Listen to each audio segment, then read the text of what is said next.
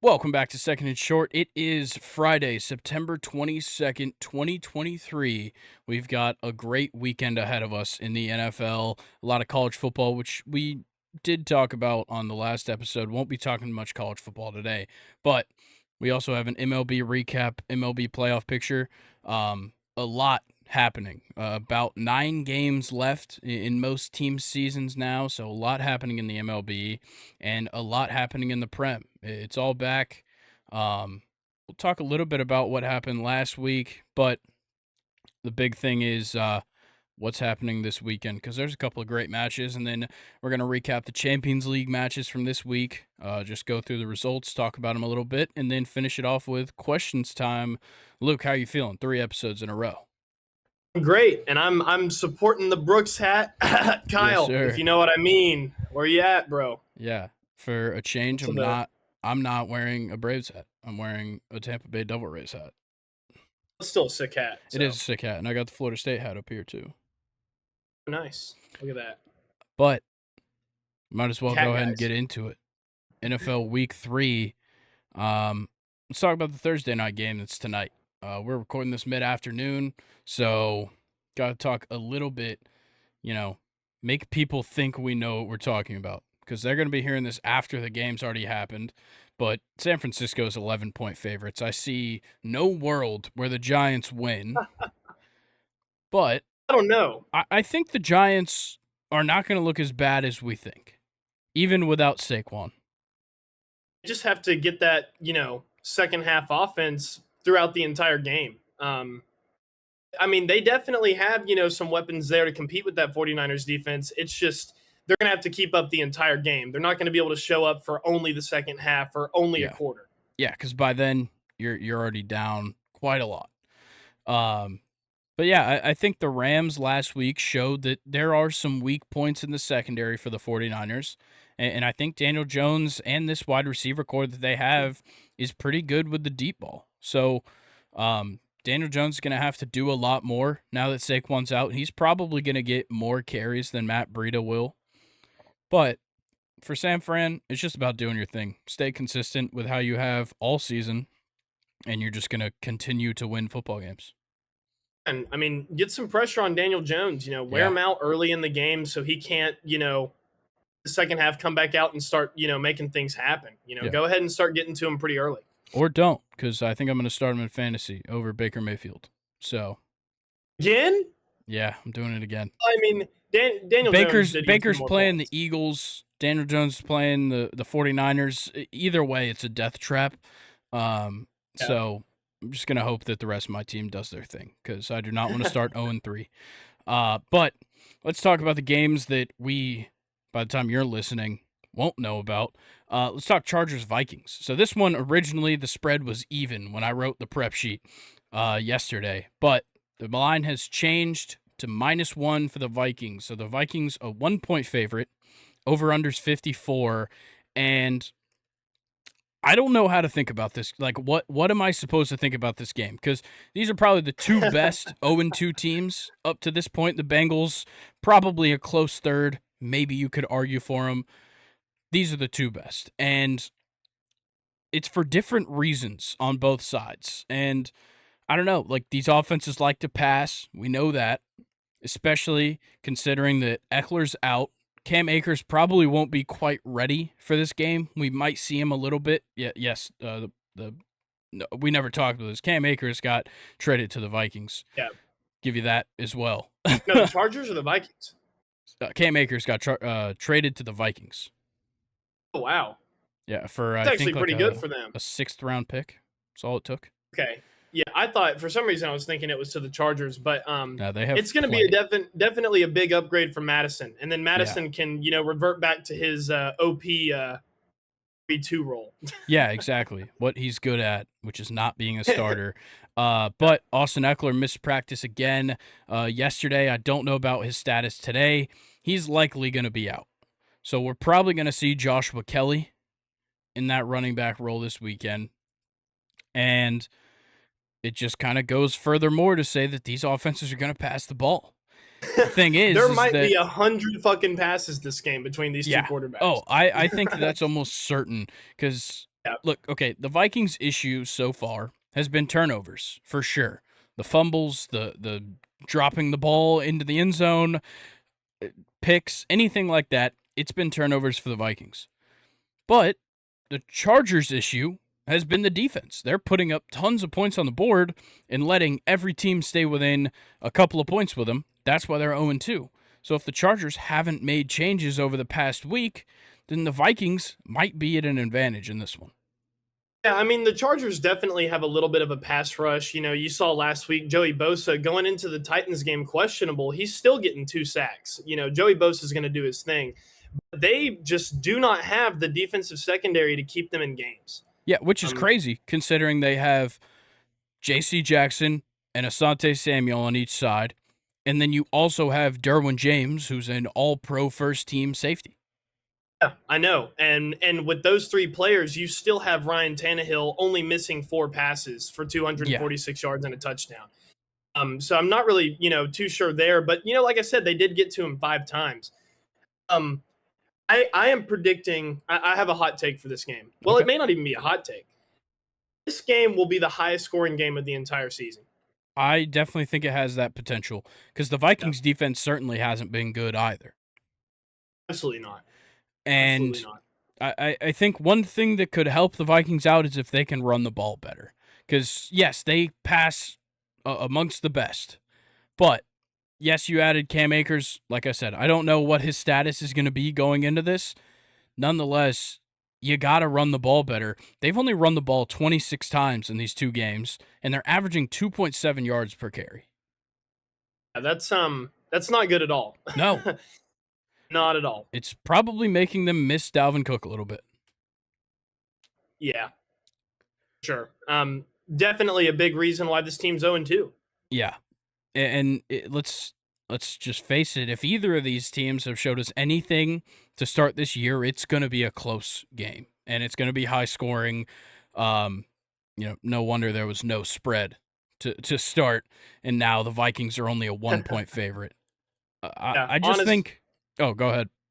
I was going to say, I really don't think I could give you a winner or loser for this game. Me neither. It's anybody's game. They're just going to score a lot. That's my only prediction. Yeah. But my biggest question for the Vikings is, can they turn these yards into touchdowns? Because they're facing a defense that has given up the most total yards and the most passing yards per game of anybody. But will the Vikings just continue to fall apart when they get to the opposing side of the field? That's a good point. And I mean, it's weird because you still have red zone weapons there. Justin Jefferson is a weapon anywhere on the field. Yeah. TJ Hawkinson is seriously deadly in the red zone. But, you can only do so much with those 2 guys without the run game. And I think, to your point, we might need to see some more successful runs in the red zone for the Vikings if they're going to be successful. Yeah. Look, running is just going to put them in a better position every time.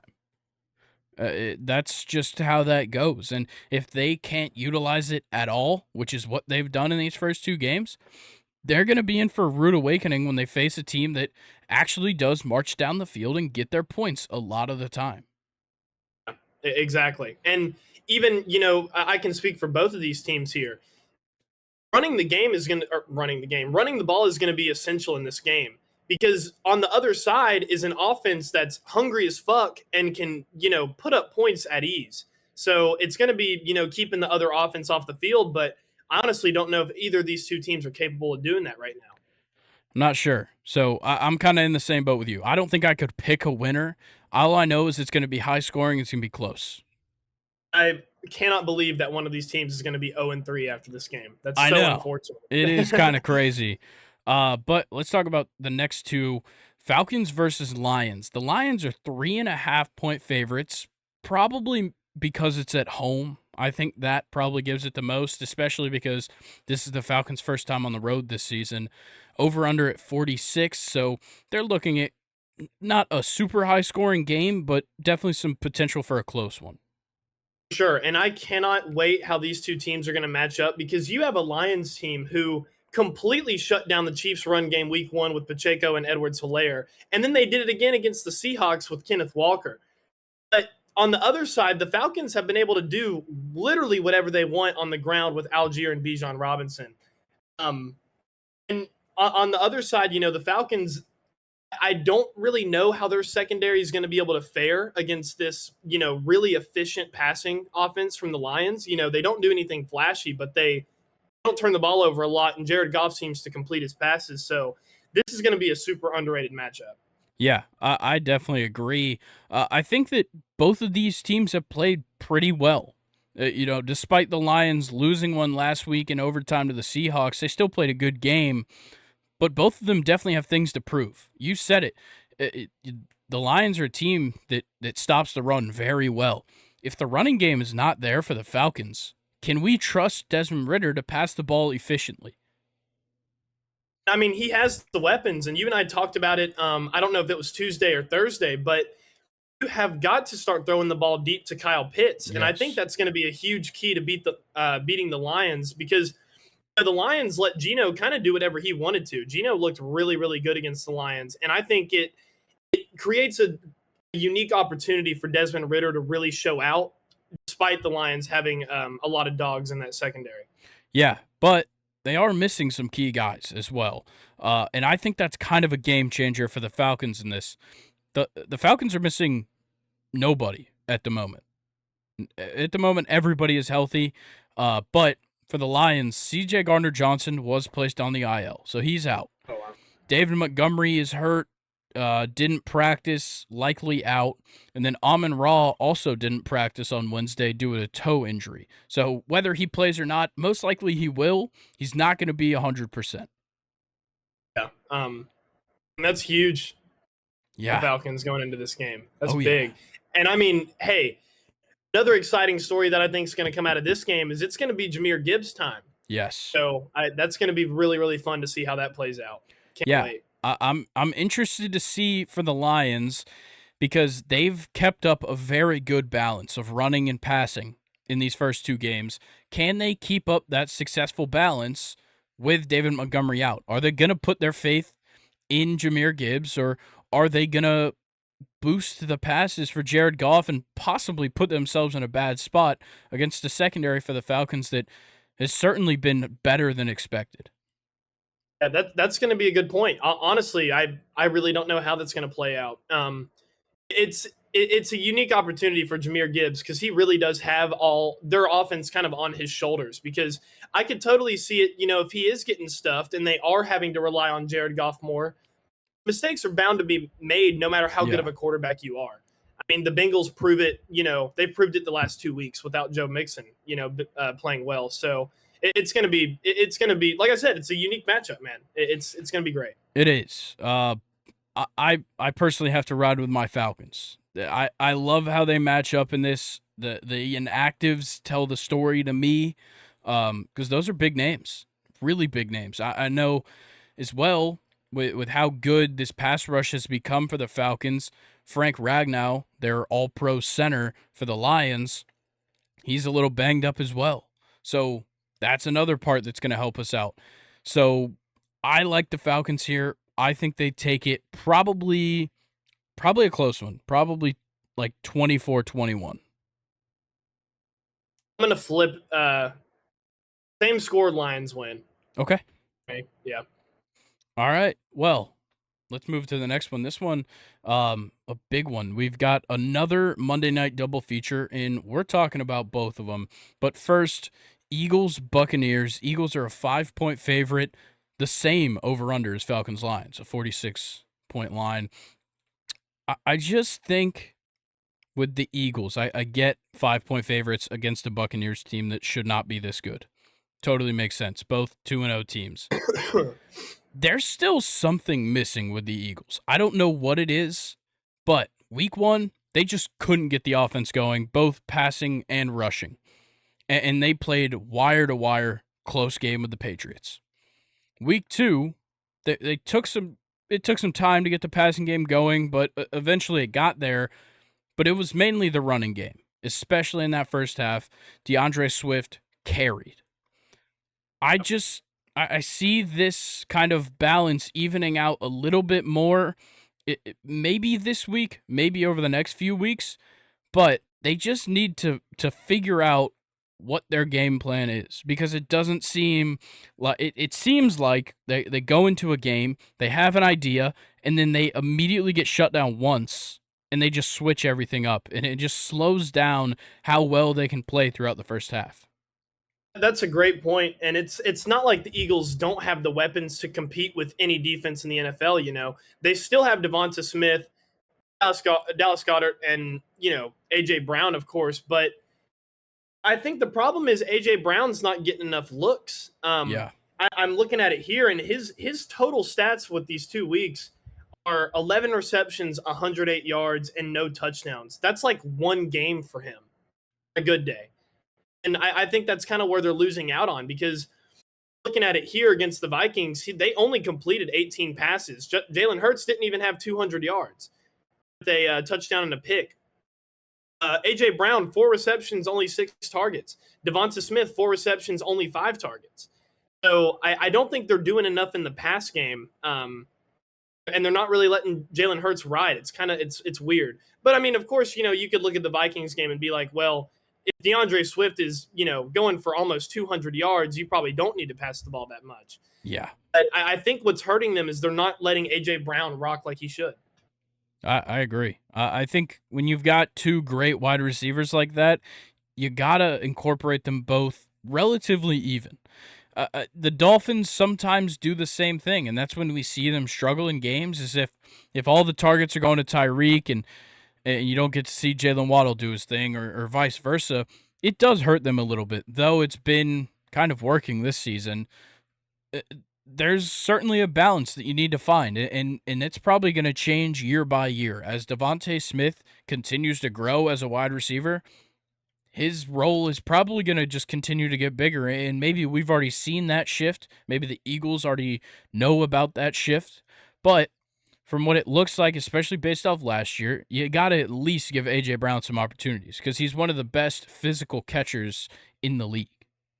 100%. But, on the other side of the ball, they're going up against the Tampa Bay defense that can make you look silly. Yes. I mean, I know that the Bears are nowhere close to the Eagles' offense, but, Buccaneers kind of had a field day on these guys. And, you had DJ Moore, who had a good game, so maybe that can translate to AJ Brown or Devonta Smith getting a lot of touches. But just the Buccaneers are just the perfect balance of decent offense and elite defense.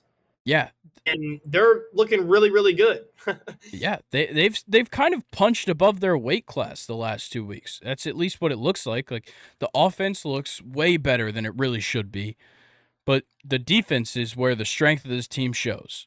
Both weeks, that's been the case, because they shut down a heavy passing offense in the Vikings and really shut them down. Only keeping the Vikings to 17 points is wild.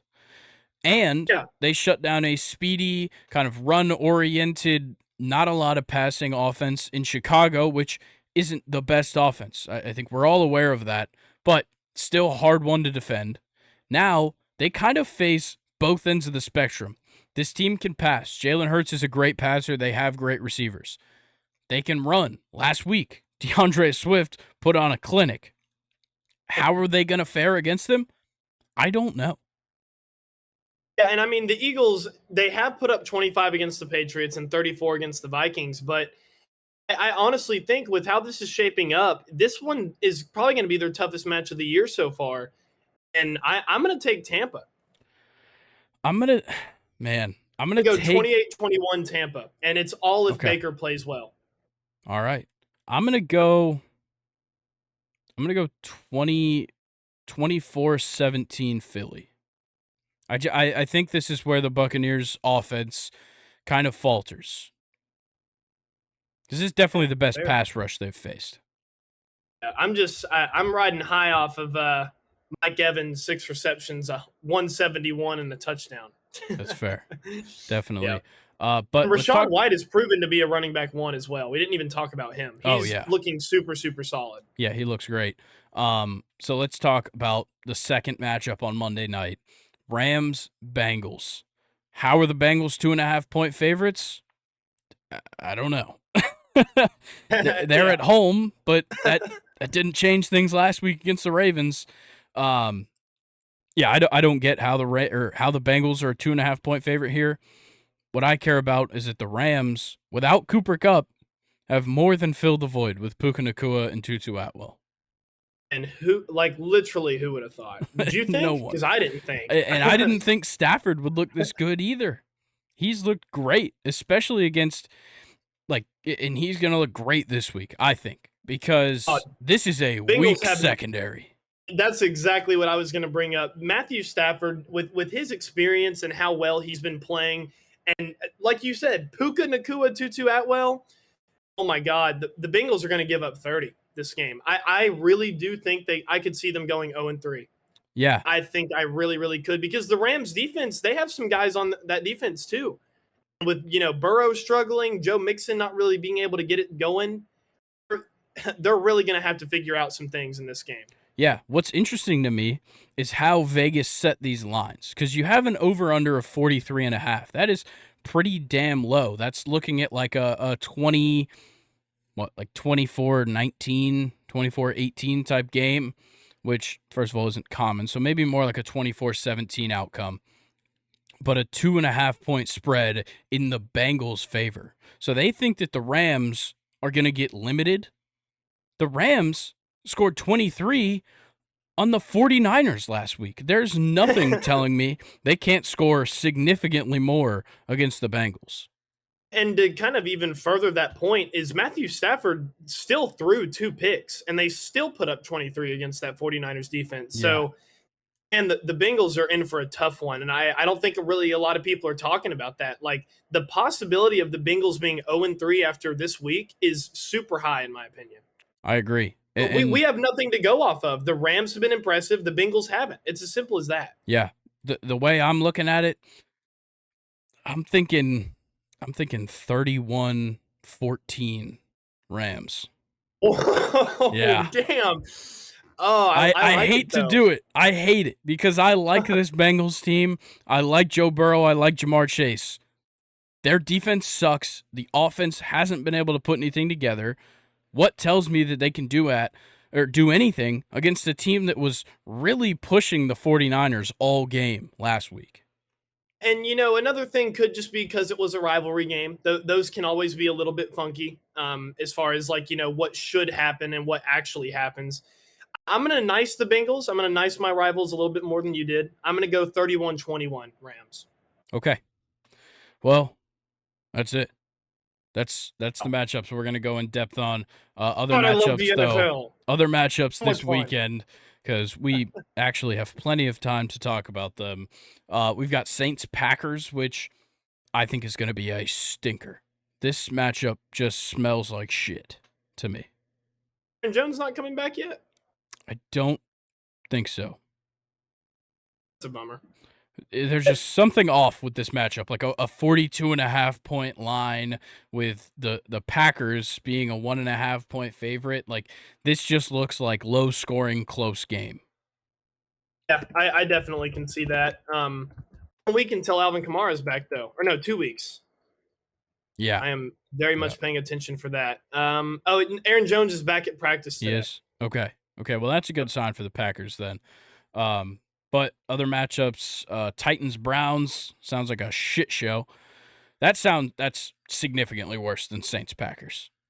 Yeah, I agree. Like, watching that Browns team against the Steelers and watching the Titans against the Saints, I don't want to see that again. Ever. Don't even put it on TV. No. And then we've got Broncos-Dolphins, which I think is going to be a Dolphins fuckfest. Yeah, big time. Tyreek Hill kind of had a little bit of an off week, which an off week for Tyreek Hill is, him still scoring a touchdown. Yeah. He's going to come back this week. Oh, yeah, for sure. And then Chargers-Vikings, like we talked about. Patriots-Jets, I don't know how to feel about this game. I doubt there will be a lot of points. I think I can say that confidently. But the Patriots are 0-2. Probably shouldn't be. They've played 2 very good close games against good opponents, and then the Jets 1-1 when they probably shouldn't be. They should probably be 0-2. Yeah.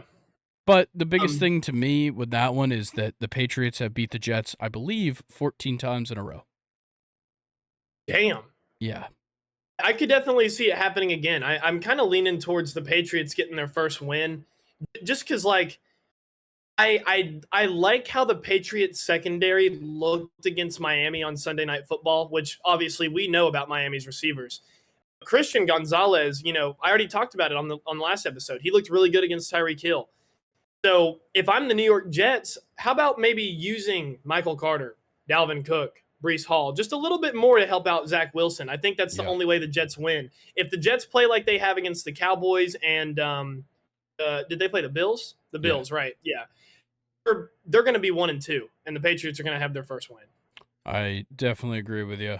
And then we also have Bills Commanders, which I think is a better matchup than some may think. The Bills And kind of Howell, baby. the Bills kind of got things back on track last week, while the Commanders just continued to look pretty good. That front four of Deron Payne and Chase Young, Montez Sweat, and then I can't remember the other one. Nonetheless, Can't either. it's a great pass rush they've got. They have good players in that secondary, and the offense just looks good enough. And I like what you talked about with the Commanders' defense, because we've seen before Josh Allen is elite, but I feel like he's very, ready for this word, rattleable. Sure. Rattleable. Yeah. I feel like he's the type of quarterback prone. that can rattle prone. There you go. And this Washington defense, look, they have the defensive line to not give Josh Allen a run game on top of, being able to pressure him. And these young Commanders defensive backs, man, they look really, really good. So I could definitely see a Commanders win here, actually. I really could. I could as well. Buffalo is a 6-point favorite going to FedEx Field. I don't know. Nice in them there. I think the Commanders will at least play it super close. Yeah. Yeah, I'm looking at more like a field goal separates these two teams. Yeah, for sure.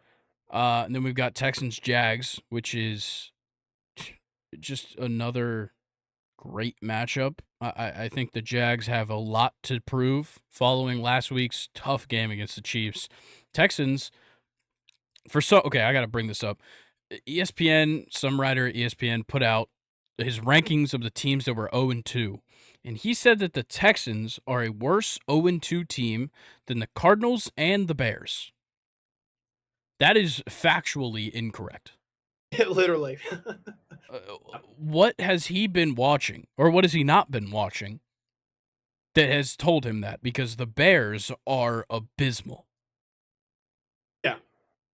It's crazy to me.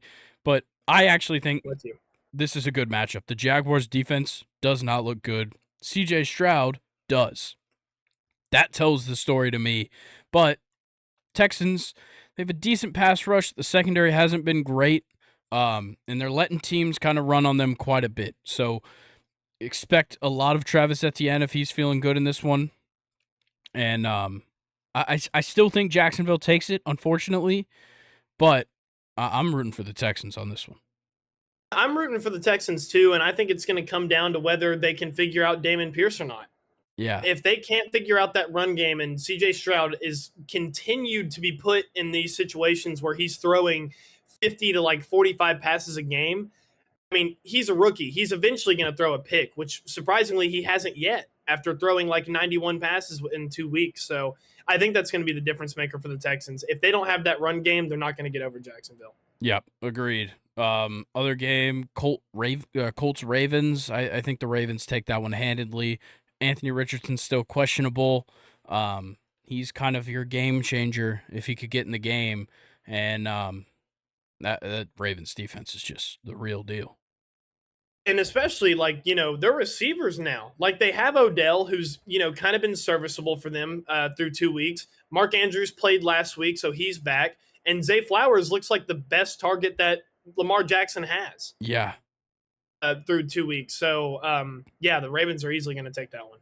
And then Panthers Seahawks. I don't see a world where the Seahawks struggle in this one. That's going to be a 30-pointer. Yeah, sure. I definitely agree. Seahawks favored. I want to see more. I want to see more Jonathan Mingo, though. I feel like we haven't really seen a lot of Jonathan Mingo. It's because Bryce Young just keeps getting sacked. always on the run, man. It is. That offensive line is hard to watch.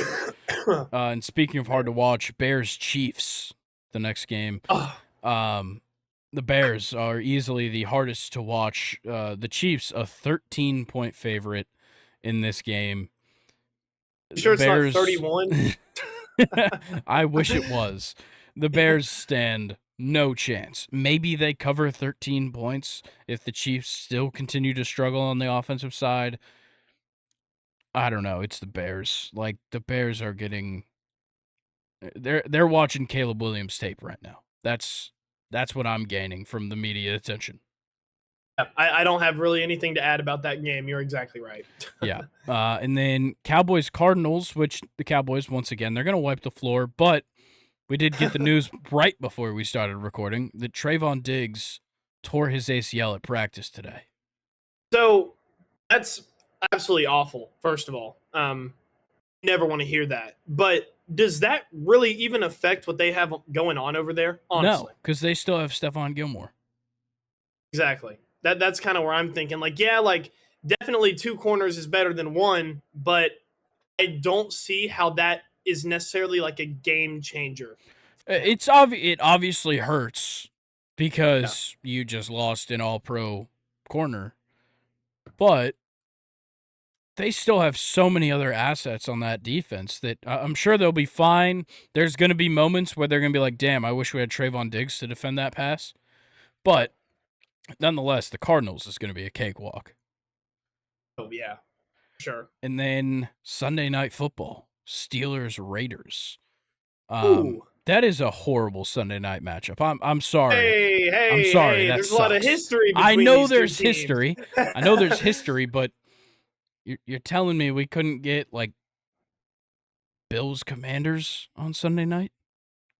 I just can't wait to fucking wipe the floor with Garoppolo's pretty face because Please we do. already know that Steelers pass rush is going to be ridiculous. But everybody who has Josh Jacobs in fantasy, just go ahead and start him. The Steelers don't have a run defense. We haven't had one for like 3 or 4 years. So Josh Jacobs, who's been kind of quiet this year, he's going to light up the Steelers, I think. Okay. What are you thinking the boys are going to take this one? They're in Oakland, and Oakland is a 2.5-point favorite. I'm taking my boys, obviously. I did actually – here, let me go on my phone real fast because I did save something on Instagram that I wanted to kind of rant about whenever we got to the Steelers. Let's hear it. Obviously, elephant in the room with the Pittsburgh Steelers is Matt Canada and how he was booed. Basically, like, I mean, the Fire Canada chants were all over Pittsburgh versus the Browns on Monday Night Football. Here's Matt Canada's offense through 2 weeks, Grayson. 4.9 average plays per drive. That's 32nd in the NFL. There are 32 teams in the NFL, by the way. I am aware. 21.4 average yards per drive. 21.4 average yards per drive. Hey, that's 2 first downs. That's also dead last. So thank God we drafted the Guy Harvey Award, champion Presley Harvin out of Georgia Tech because man, is he getting his money's worth. 1 minute, 59 seconds is our average drive length. It's dead last in the NFL as well. Yep. 8.7% of drives ending in touchdowns. Only 8.7. That's also dead last. 17.9 of drives ending in points. Once again, dead last. Oh, man. You guys are lucky you've won a game. We beat the Browns without Cameron Hayward and Deontay Johnson. I don't know how. I don't get it. I mean, like, I love our pass rush. I would honestly say the Steelers pass rush is like top 3, top 5. That's really it. I mean, we cannot rely on George Pickens' big play and 2 defensive touchdowns to get us over every NFL team. You're not going to win games like that all the time. The Steelers, they might struggle against the Raiders, but, I'm pretty confident. I'm taking the Steelers in this one, but I don't expect much from the offense still. Yeah, I see this as like a 17-14 Steelers. Yeah, I'll match that, honestly. Because it's really just a matter of the Steelers' defense is way too good for this Oakland offense. And the Steelers' offense is so fucking bad that the Raiders' defense will look okay. Yeah. But that does it. That's the slate. So, Some pretty good ones. oh yeah, we've got some good matchups. It's going to be a fun one for you Sunday night or Sunday ticket owners like myself. No. Back-to-back primetime games for my boys, too. So excited. Yeah, that's nice to see. Nonetheless, let's do it. Let's talk MLB recap. We are winding down. The clock is certainly close to I don't know what the fuck I was going at with that. The clock is close to winding. The clock is ticking. Yes, that's what I was looking for. The clock is ticking for the playoffs. They're just around the corner. As soon as October 2nd strikes, you'll know exactly who your team is or is not facing in the playoffs. Sorry, I had to include you in that, Luke. But because it's still the regular season, there's still winners and losers every day. And my first winner is a Braves fan. Back on yesterday, Wednesday, Nick Castellanos hit a dick shot to center field.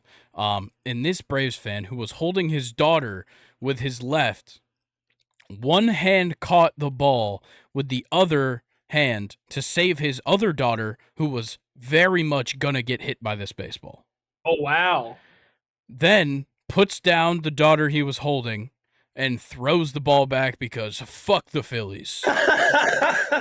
Oh, man, I need to find that video. That is amazing. Fantastic. Yeah, you definitely need to watch that one. But my next loser is Brewers pitcher J.C. Mejia, who just received a 162-game suspension without pay due to testing positive for PEDs. This follows the 80-game ban he was handed last season for the same thing. Wow. So this is lame. Let the guy cook. He had like a 5.5 ERA this season. They weren't working. Which sucks. It does suck. But if you look, I've argued a lot for PEDs back in baseball. You know they're not allowed. Don't do them. And it's obvious he's doing this on purpose. You don't get banned twice in the span of 2 seasons. It's brutal. Yeah.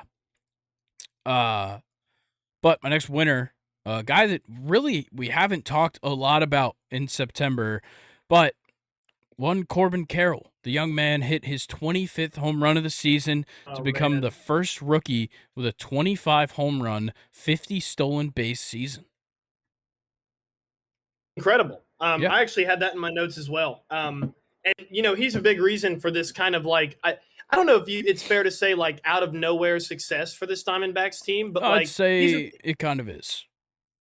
He's a big reason for it. Yeah. I love Corbin Carroll. He is so good for the sport. Definitely. It makes me happy that him and Gunnar Henderson were my picks for Rookie of the Year because that looks like very likely. Yeah. But my next loser, there's actually 2 losers, Hunter Green and Michael King, who struck out 14 and 13 batters respectively, but were both on the losing side of their respective games. This is the second time in the modern era that 2 MLB pitchers struck out 13+ and their team lost on the same day. That's the first time since May 6th, 1960, when Jim Bunning and Sandy Koufax did the same. Yeah. Shout out Michael King, though. I mean, we talked about it before, but like the reliever turned striker has really been good for him. Starter. We have no offense. Yeah, starter. Sorry, not striker. Nice. You're in soccer brain right now. In soccer brain, but nonetheless, though, it definitely sounds like the Yankee offense not helping out their pitcher. Yeah, and the same goes for Hunter Green, who has thrown so many double-digit strikeout games this season, and I believe has like 5 wins. Damn. Yeah, he's been getting fucked all season. But let's talk about these 2 winners, actually. It kind of worked out perfectly. These next 2, Brusdar Graterol of the Los Angeles Dodgers and Luis Arias of the Miami Marlins. Somebody posted something it was a picture from 5 years ago when Brusdar and Luis Arias were working part-time construction jobs together while playing in Single A. And now 5 years later, Luis Arias leads the league in batting average, and Brusdar Graterol has the fourth best ERA amongst relief pitchers with a 1.32. Wow. You love to see it. I always forget that the minor leaguers don't make a lot of money. No, so a lot of they them end definitely up don't. having to do the construction jobs. Yeah. Well, Luckily, not necessarily construction, but like part-time. yeah, no, a lot of them work part-time jobs. A lot of them, even up into like AAA, a lot of them have businesses that they start. I know Mark Melanson, I believe, owns a lawn care business. Wow. But like, yeah, it's a pretty normal thing for especially the young guys. And a lot of times the guys from out of the country, they don't get paid a lot, especially when they're still on those low minor league deals. They definitely don't get paid a lot, and a lot of that money goes back to their families. So Yep. guys like Brusdar Graterol and Luis Arias, who are in those circumstances, certainly have to do a little extra to provide for themselves and their families. Actually, speaking of Look at Brusdar him now. Graterol's family, his mom, after I believe 7 years apart, his mom made it to a Dodgers game from Venezuela and watched him play for the Dodgers for the first time. Beautiful. Yeah, so Brusdar having a great week. Let's see. Next loser, though, is having a no-hitter in September. We've talked about this topic quite a bit, but there's now been 4 no-hit bids going to the 9th inning or later, and none of them were completed. This marks the first time in at least the last 50 seasons that 4 no-hit bids that went into the 9th inning or later were broken up in a single calendar month. And we still have 10 days to go. Yips, man. It's wild. I believe the most recent was Blake Snell just the other night. My next winner, though, Seiya Suzuki, who I don't think I've said his name since the first half of 2022. But since August 1st, he's been off the charts. 347 batting average, 399 on base, 701 slugging. He's got 11 homers, 13 doubles, 3 triples, and 31 RBIs. Damn. Yeah. Shout out Seiya Suzuki, who everybody thought was going to be the NL Rookie of the Year last year and was edged out by both Braves rookies. I didn't get that in there. Yeah, of course. Oh, trust me, there's plenty more Braves to talk about. But my last loser is unidentified flying objects. There was a UFO sighting, if you will, at the Dodgers-Tigers game the other night. Briefly delayed the game, but this unidentified flying object was more of a floating object. It was a giant bubble that a fan blew, which halted the game for a moment until its eventual popping.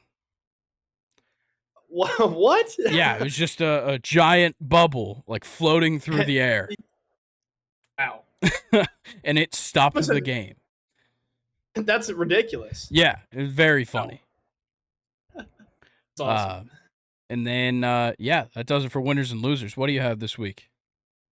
Man, the Cubs are not looking too good, man. It's looking like they could probably be bumped out, which I hate. I feel like it's safe to say that if you're not a fan of a rival team of the Cubs, they're a cool team to see in the postseason. It's cool to have Wrigley Field in the postseason, but they're looking like the Reds might deserve it more. Yeah, definitely. So yeah, I think they're like 1-9 in their last 10 or something like that. But something close. Ridiculous. Shout out the young guys of 2023, and I have a long list of players that I'm going to read to you. But I just feel like and we talked about it earlier in the baseball season, but this season in particular, just youth explosion, of freak of nature athletes like Ellie De La Cruz, who for some reason plays shortstop, and can steal bases and all this kind of shit. So I'm just going to read some names for you, Grayson. Shout out Bobby Miller, Taj Bradley, Curtis Mead, Jordan Westberg, Grayson Rodriguez, Ellie De La Cruz, Matt McClain, Christian Encarnacion Strand, Jordan Lawler, Davis Schneider, Yuri Perez, Pete Crow Armstrong, Adley Rutschman, Corbin Carroll. You guys have been so much fun to watch, and I cannot wait to see what the future holds for all those guys. Did you say Spencer Steer? That's been my favorite to watch. No, I did not have Spencer Steer. Yeah, shout out Spencer Steer for the Reds. Let's see what else I got. This was kind of cool. I have some MLB history for us, so let's take some notes, kids. On September 15th, 1963, the Giants fielded an all-brothers outfield. Really? It was Felipe, Mateo, and Jesus Alou. And it was only for 2 innings because of like defensive substitutions and moving players around, but I thought that was badass. That's sick. Yes.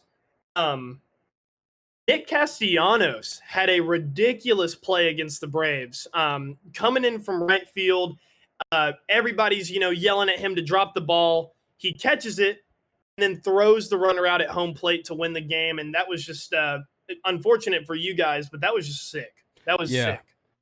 And the game, I think it was the game-winning run that the Braves had on third as well. Then another thing from that game, sorry, I'm kind of going after the Braves here because I don't feel like we do that enough. Kyle Schwarber hit the longest home run ever in Truist Park. I think it was like an exit 483, 113 exit velo.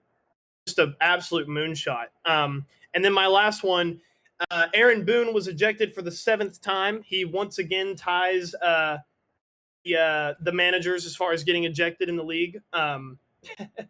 So the ump was giving Gausman the bottom left corner a lot. And you could see that Gausman was definitely attacking that area, as obviously good pitchers do, noticing kind of where the ump strike zone is at. And I'll even admit, as a Yankees fan, they were pretty good pitches. But the pitch that Boone was ejected on was definitely outside of the strike zone. And, he just lost his mind. Selfish. He's now at selfish, I think. Selfish level? Yeah, 7 in a season is selfish. Pretty ridiculous. All right. Well, since you had to talk about the Phillies, I'm going to talk about the Braves in good light. The Braves now have 43 home runs in the first inning. That's the second most in a single season in MLB history. Only the 2019 Cincinnati Reds had more first-inning home runs in a single season with 46. So that could still change. Ronald Acuna and Ty Cobb are the only players in MLB history to have a 75-plus extra base hit, 60-plus stolen bases in the same season. Both, fun fact about this, both Acuna and Ty Cobb were born on December 18th, just 111 years apart. Oh, wow. Yeah, 1886 and 1997. Ronald Acuna Jr. recorded his 12th game with a home run and a stolen base this season. That's tied with the father of the home run leader, Bobby Bonds, in 1973 for the second most in a season since 1900. Only Ricky Henderson had more such games with 13 in 1986. So Acuna only needs one more home run and a stolen base in the same game to tie Ricky Henderson's 13 in a season, which, if he wants to get 40-70, he needs one home run and I believe 3 stolen bases. Man, it's doable. It's tough. I think. I okay, if he just hits one home run, I'm fine. 40-60 is fine by me. Yeah. One more Ronald Acuna thing though. He's now the 4th player in history and 2nd this season to have 100 RBIs as a leadoff hitter, joining Mookie Betts this year, Charlie Blackmon in 2017, and Darren Erstad in 2000. Wow. Charlie Blackmon on that list, too. That's crazy. Yeah, he used to be nasty, hence his former nickname, Chuck Nasty. All right, one more Braves thing. Most strikeouts in your first 50 MLB starts. That is now held by Mr. Spencer Strider, Quadzilla himself, 435 in his first 50 MLB starts. That dwarfs Dwight Gooden's 418 and Yu Darvish's 407. Back-to-back 200 strikeout seasons, man. That's ridiculous. Crazy. Other stuff, Shohei Ohtani had successful surgery. His agent says that he'll be ready to hit come opening day in 2024 and ready to pitch for 2025. And that's crazy. That I remember reading that and I was like, we won't see him pitch for all next season. Yeah. It's crazy. Which probably is going to mean he's just going to win MVP just only as a batter. Who? Because think about it. He's been pitching every 5 or 6 days and still batting over 300 this season. What does that mean when he's not doing it? Luis Arias, step aside. Yeah. There's a new hitter in town. Yeah, that's going to be scary. Well, we don't know what town yet, but That's he'll true. be in a town nonetheless. But just to kind of segue us into, well, actually, you know what? We'll talk about this part with the playoff picture. Let's talk a little bit of weekend preview. Of course, I left it off the prep sheet again because I keep forgetting it. But we still got to talk about it because, once again, every game is important. From here on out, every single game is very important. So, Braves Nationals, that is useless. But the Cubs face the Rockies, so the Cubs certainly have some prime real estate this weekend to start climbing back up. The Brewers and Marlins face off, which is pretty big for the Marlins. They have to have a great series here because the Dodgers are pretty far and away ahead of the Brewers. So the Brewers have kind of locked up third, and the Marlins just really, really need some wins here to hold themselves up. The Reds play the Pirates, which is huge for the Reds. They just really need to play well. Once again, Blue Jays Rays is big. Texas Seattle. Yeah, that's also Huge. a big one. That could swing some things because it's them too fighting for that third spot at the moment. Just a whole lot of big games, and honestly, the Astros have to play well against the Royals because if one of those teams dominates in Rangers Mariners, then the Astros might fall out of first place. And you know, you don't want to play in a wild card game if you don't have to. Definitely. Right? So and then Dodgers Giants. Dodgers Giants is a big one as well. Pitching matchups around the league. We've got Bryce Miller versus Dane Dunning for that first game of Mariners Rangers. Dean Creamer versus Shane Bieber in Orioles Guardians. Did you mention Diamondbacks Yankees? Oh, it's kind of another good series. Didn't even see that one. That's a pretty big one as well. Yeah.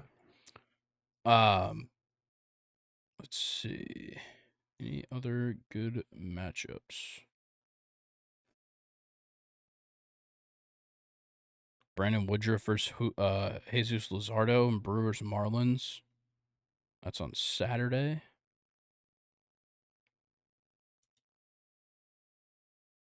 Not a lot of great matchups. This is a good young pitching matchup. Ryan Nelson versus Clark Schmidt in Dodgers Yankees. Maybe depending on who goes against Corbin Burns tomorrow against the Marlins could be good. Yeah, same goes for whoever goes against Kershaw in Dodgers Giants on Saturday. Yep. But that's kind of the weekend. We'll talk a little bit about playoff implications when we talk about the playoff picture right now. So my big thing is that not a lot has changed, of course, over the last couple of days, which makes sense. Since we last talked, they could have only played 2 games. Nonetheless, the D-backs and Blue Jays have won 5 straight in their attempts to cement their spot. But seems like a couple of teams aren't trying their hardest, to say the least. Like the Yankees. Yes, definitely. But the Blue Jays now find themselves with the third best record in the entire American League, and they are third in the AL East. Bloodbath in that division, man. Yeah, it's just ridiculous. But the Blue Jays only have a 1-game lead over the Rangers and Mariners, who duke it out this weekend. So that's going to be huge. The Astros, just a half game ahead of the Rangers and Mariners still. That's actually the first time that 3 teams in the same division were all within a half a game or fewer of first place, with all having 10 games or less to play since divisions began in 1969. Wow. So this is the closest division race ever. Oh my God, bro. Seattle and Texas are going into this series with the same fucking record, It's Grayson. huge. Whoever wins this series possibly wins this division if the Astros don't get a sweep in Kansas City. Yeah, and I mean, even in their last 10, Seattle's 5-5. Texas is only 6-4. They've both Seattle's won their last 3. Texas has won their last 2. Damn, that might be probably the biggest out of all the series for me. Yeah. Going into the weekend. Yeah, but thing is, Toronto also has to have a good weekend. They've been playing great. They've won 5 straight, propels themselves into second place in that American League wild card. Same goes for the Diamondbacks, who have also won 5 straight, while everybody else in contention has lost at least their last game. Unbelievable. So the Diamondbacks surge up to a 1.5 game lead in second place, still honestly in contention for that first spot over the Phillies, but I think the Braves want the Phillies to win some games so that they can avoid them for now. So they're gonna keep letting the Phillies win. I genuinely think that's what's happening. Is they're letting the Phillies win so that we don't have to play them. Yeah, I mean, with how last season went, it could be a fair tactic. Yeah, because if we let the Phillies get the first seed, then we play the winner of Cubs Brewers at the moment. Which I would rather see either of those teams than the Phillies if I'm a Braves fan. Definitely. Obviously. And I mean, the Cubs are only just like 0.04 as far as picture goes in front of Miami and Cincinnati. Yeah. It's insane. And then you have San Francisco that's like a 500 team right now, and they're only 3 games back. So if they look good against the Dodgers, who knows what could happen there? Yeah, and I hate to say it, Ridiculous. but with the Giants trending down, one team has made a late push. The Padres. They've won 7 straight and now put themselves only 4.5 games out of the playoff. Though there's only 9 games to play, a lot needs to go their way. Still a valiant effort to end the season. Yeah, shout out San Diego, unfortunately. Yes. Yeah, unfortunately. Because they're not making the playoffs. That's the thing. What sucks for them is they're literally like, you could make a case, maybe Milwaukee and LA, but the Padres have been the best team in the NL. I mean, for the past couple weeks, easily. Oh yeah. So, shout out them. Yeah, the Padres look great. But yeah, just looking at it, still teams in contention. The Mets and Pirates will be eliminated within the next couple of days. The Red Sox have already been eliminated, though in the wild card they're ahead of the Guardians and Tigers, who technically still have a chance in their division, though it's not going to happen. Yeah. The Guardians and Tigers will probably be eliminated today or tomorrow. And then the Yankees soon after. And then it'll really just be the Rangers and Mariners and Blue Jays duking it out, since the Rays have already clinched, and then Phillies, Diamondbacks, Cubs, Marlins, Reds, Giants, and possibly the Padres as well. It's heating up. Yeah, it is. Can't wait. It is already hot, and there's only a week and a half to go. So make sure you're staying tuned. We're going to give you all the updates, and then as soon as the season's over, I'm thinking we do our awards. Oh, yeah. Yeah, so hopefully we can get a little bit of time between, final game of the season, which I believe is October 1st, which is a Sunday. And I think the playoffs would start on Wednesday. So maybe we do our awards as well as our wild card preview. But that would be with me and Colin for that one. I think maybe me and you'll do awards later. Nonetheless, that's just some housekeeping. Oh, man. Because we got soccer to talk about. We do. But I cannot wait to talk about postseason baseball with you for the first time in Second and Short. That is true. That is true. During the postseason. I can't wait because the World Series was happening right when we started this podcast, me and Brock. So, yeah, the playoffs mean a lot to me because I was definitely paying a lot of attention because I think I kind of started developing the Second and Short stuff. I'm sure I could go back and see what days I created the accounts or texted Brock the idea of the name sometime in October. So that's the real anniversary of the idea. Yeah. But the true 1-year anniversary will be that first week in November. Can't wait, man. Yeah, I can as well. I have ideas, don't know how feasible they are for the 100th episode. But we're gonna do something for you guys because we got to show our appreciation. It's been resounding, the support we've gotten. But we'll talk a little bit more about that on the end of the episode. Maybe we'll have a little discussion about my ideas live on air. Nonetheless, Perfect. It's soccer time, particularly in England, where we'll just go ahead and start it off. Arsenal versus Spurs. Ooh. Woo. North London Derby. North London Derby, and both of these teams have been playing pretty good. Yeah. And you and I were talking about it, and I'm not going off of Arsenal's last Premier League game. I'm actually going off of their most recent PSV Champions League game, which was a 4-0 win. Arsenal looked really, really solid, and looking at their lineup, they pretty much played like who would have been their best players. And Gabriel Jesus is back in the starting lineup, and he is scoring for Arsenal. He was one of the people who scored, and I don't know. I just thought it was really cool because you and I know how much we wanted him to be in that starting lineup when he was healthy, and we both predicted he was going to be effective. Oh, look at him now. Yeah. And he wasn't the only one. Their entire front three scored in that game with a contribution from Martin Odegaard in midfield. So they looked really good against a solid Dutch team. Yeah, for sure. But it does kind of suck that Jesus slides back into the lineup, but Trossard has to move to the left to replace Gabriel Martinelli, who's having a hamstring issue. I don't know if he's going to be playing this weekend, but Leandro Trossard played a fantastic game against PSV. So, and he only played 58 minutes and picked up a goal and an assist. Very impressive.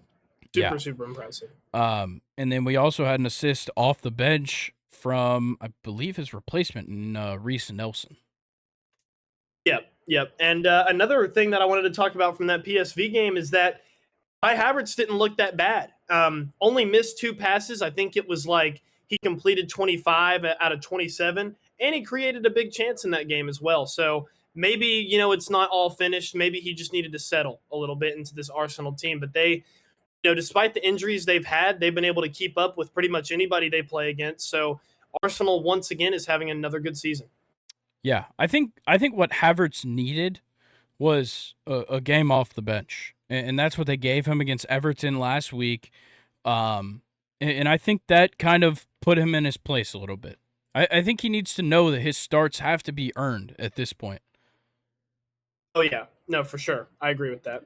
And honestly, the guy that replaced him in the lineup last week at Everton, Vieira, great. Fabio Vieira is a great young Portuguese player. But nonetheless, Havertz makes his way back in for PSV and certainly played a pretty solid role.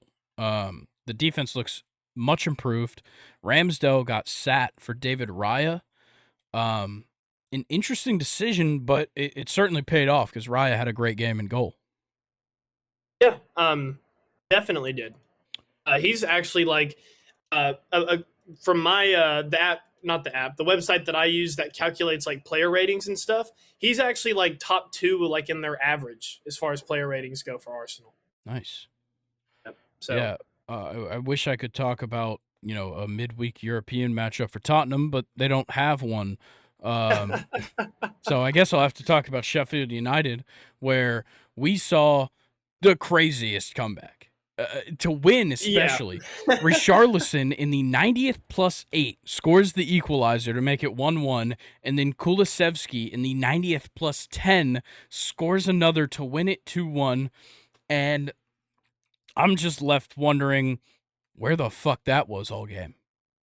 Yeah, and another interesting thing is Heung-min Son was starting striker. Sucks at striker. And he sucks. And they also had this guy, Manor Solomon, who came on or started the game for Tottenham, and he looks more effective on the wing than Son does, as far as, how last season was and how the beginning of this season has gone. Listen, if I'm Tottenham, I'm seeing Heung-min Son as a way to make some money despite him wearing that captain's armband. I am over him, man. Yeah. I am over him. Yeah, I think James Madison's probably going to be the captain of this team in a year. And he deserves it. He's very mature. He loves the Tottenham fans, and he is a fantastic playmaker in that Yeah, midfield. the guy created 4 chances in this game, had 3 shots, 2 of them on target, I believe. He looked fantastic despite not scoring or assisting any goals. Yep. Like the shot accuracy, 2 out of 3 on target, 3 out of 5 on successful dribbles, 17 passes into the attacking third.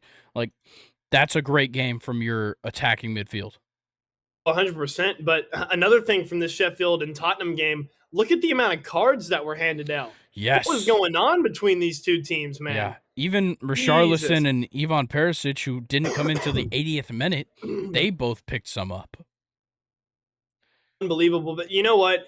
As much as I hate his arrogant ass, shout out Richarlison. I Yes. know it came out. I don't know if we talked about it on the pod, but I don't think we did. He was actually going to seek mental help for his, goal drought because he just Yeah. literally, I guess, had no idea how else to help himself because it's not like, I'm sure his practicing and his training was changing at all. I'm sure he was doing the same thing he has always been doing when he was successful. Yeah. So, shout out to him for, coming out publicly about going to get mental help. And hey, he came on and scored a very important goal in this game. Yeah, for sure. So, looking at this matchup, I just think that Arsenal has the firepower. They're on good form. They have a lot of confidence coming off of that 4-0 win over PSV. Whereas Tottenham, yes, they should have some confidence coming out of that win against Sheffield, but there's certainly things to address. Why are we not scoring before the end of stoppage time? A stoppage time that last year probably wouldn't have happened. It probably wouldn't have gone on that long. And that's something to look at. Yes, Tottenham are scoring goals. That's a big help for them, a difference for them, honestly. Yeah. Arsenal does the same. Arsenal scores goals and they keep clean sheets. That's the biggest thing for Arsenal. They have 2 clean sheets. That's the most in the Prem right now, which is not good, but still the most. Yep. And they're also winning penalties, which I think is a big deal considering that Hugo Lloris is out. Yeah, no, for sure. I actually, going back to their goalie, I don't know who he is until this season. I've never heard of him I before. think it's Vicario, correct? Let me see. I just got off of that screen. Are you able to beat me to that? Yeah. I'm not even gonna try that first name. It is Vicario though. He's Italian. Yeah. Okay. Yeah. You see why I'm not trying. Yeah. But hey, shout out him. He stepped in and filled the void of a goalie who has been nothing but the best for Tottenham. So. Yeah. But then again, like this game is huge for points. Both of these teams tied really for second with 13 goals, but Tottenham has the advantage on goal differential right now. Yep. This is a difference maker early in the season for both of these teams. I just think Arsenal is better prepared. Yeah, I couldn't have said it better. I just feel like what you said, they're better prepared, and they just kind of seem like they're having more comfortable wins. They would win a game more comfortably than Tottenham would. But, Agreed. with it being the North London Derby, I'm kind of leaning towards a very, very tough 2-2 draw. Okay. I think that would be like the best case scenario for Tottenham. Yeah. That makes sense. I think we're going to see a 2-1 game from Arsenal, probably with a pretty late winner. Yeah. All right. Well, our second match is also a pretty good matchup, at least on paper. Chelsea versus Aston Villa. Yeah, look, I got to give some jabs when I can. That's fine. We've got Chelsea, Aston Villa, and honestly, it's a good one too, man. Chelsea, of course, their long list of inactives for this game includes Milan Sarr, who is suspended. But Aston Villa, kind of the same guys missing outside of Bertrand Traore and Diego Carlos, who are both lightly banged up. I think we'll probably still see them available this weekend, which is good for Aston Villa because if they were missing Diego Carlos and Tyrone Mings, they would be in a tough spot. 100%. just going off of Chelsea's last game, it's another low scoring affair. Luckily, we were able to get the draw. Defense looked really well in the 0-0 draw versus Bournemouth. Mykhailo Mudryk got the start. Levi Colwill started at left back over Chilwell, which is, I don't really understand that. I think that was a fitness thing. That's kind of what I'm thinking. And Levi Colwill didn't do bad. Levi Colwill's a pretty solid defender. Leslie Oguchukwu started his first game for the Blues, and he didn't really have that bad of a game as well. It's just, you watched the game, I didn't. And just kind of looking at the stats here, it's just Nicholas Jackson, it just has to be more clinical. It's going to be the same as last season if this continues for Chelsea. And I don't think a lot of Chelsea fans really understand how in trouble we are, especially after a game like this. Yeah. So watching this game, it just seems like Nicholas Jackson, he's getting into space and doing nothing with it. And I think part of that blame should go on to Enzo Fernandez, whose playmaking in this game was super off.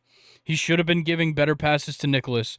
I think that if Enzo really wants to play right behind the striker, he needs to do it correctly. I know he likes long passes. He can't do that when he's in that attacking mid role. I think that limits him a lot. That's not what he's used to. He's used to playing generally the center. As central as it can get for Enzo Fernandez helps him out a ton. I think you could even, putting Ugochukwu Cam might even work better. I know Gallagher wants to run up and down the field. That's for sure.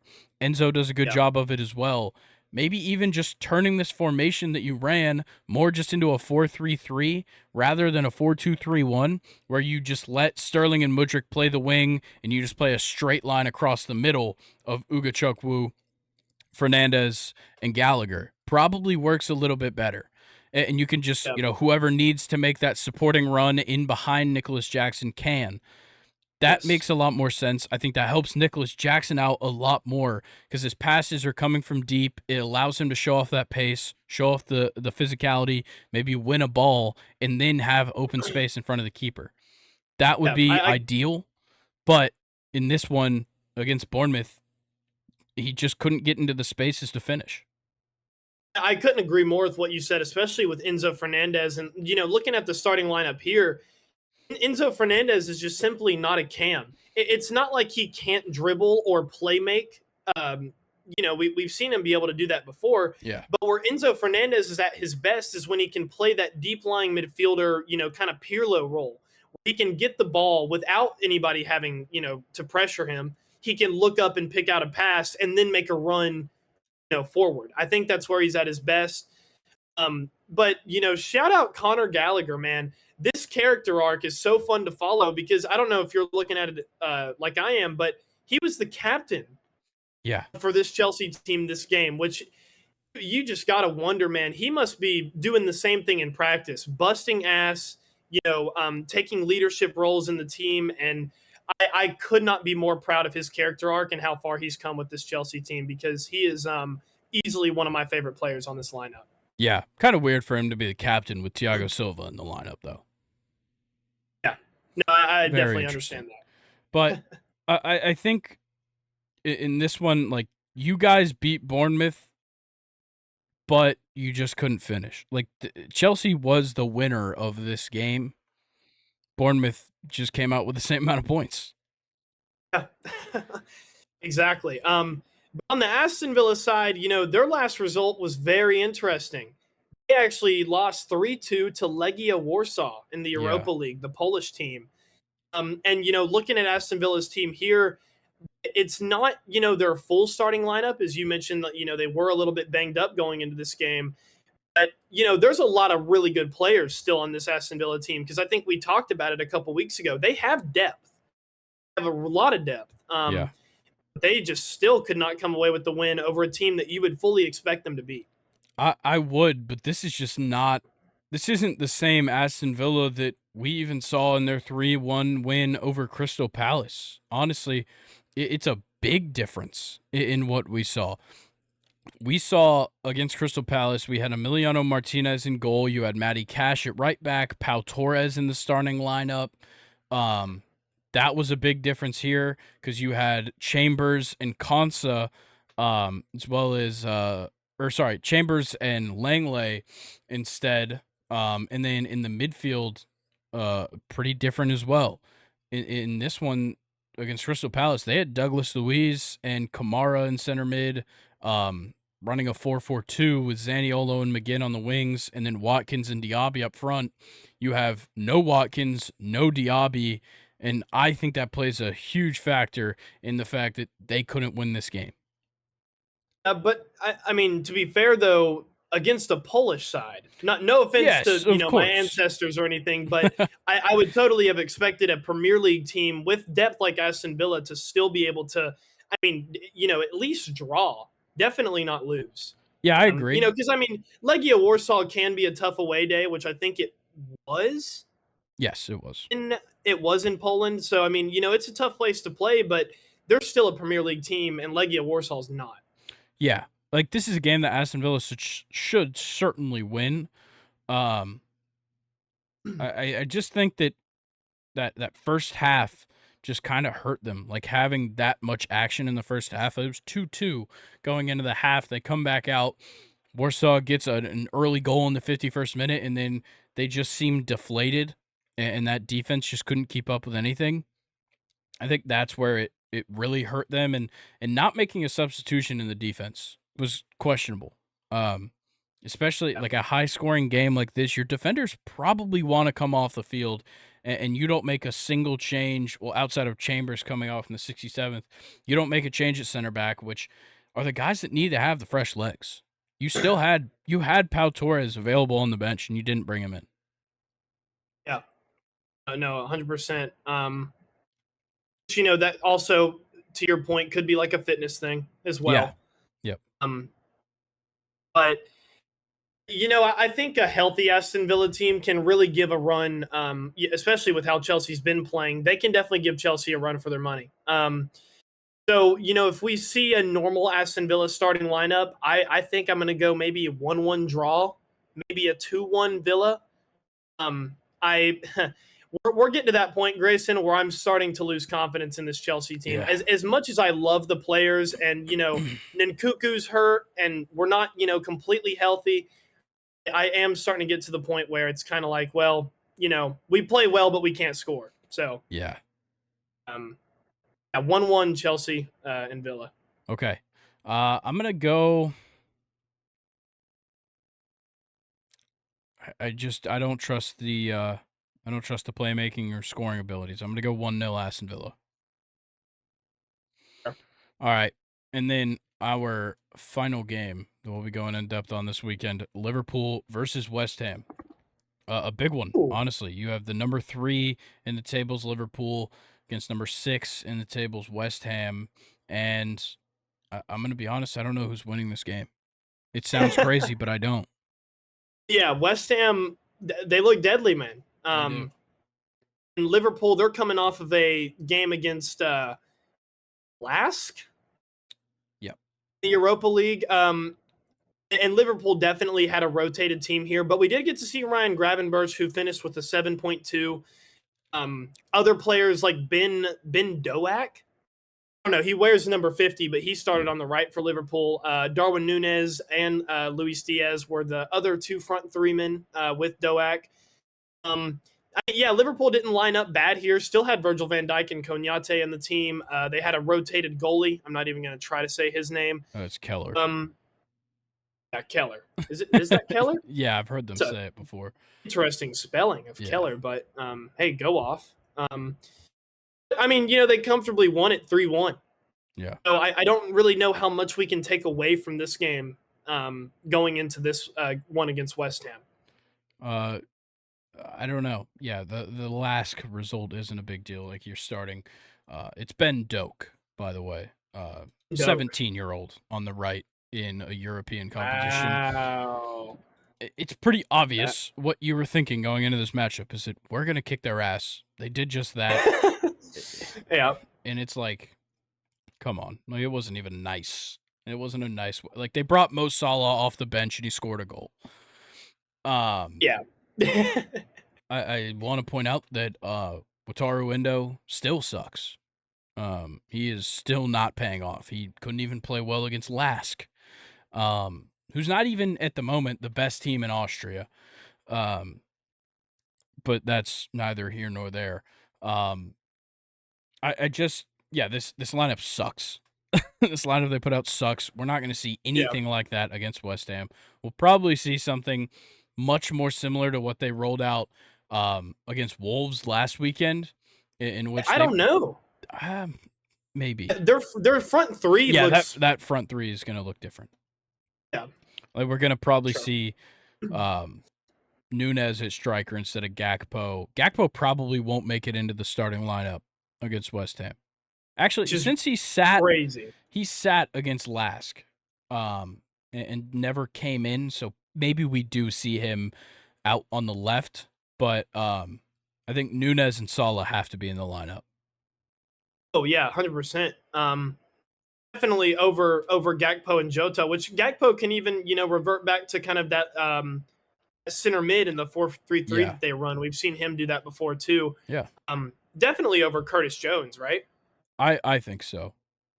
No, but then because you need either Gravenberch or Endo to play. No matter how bad Endo is, you still need someone that's kind of that holding midfield role, at least in my opinion. Neither of them played against Wolves, and they won 3-1. Well, it is Wolves.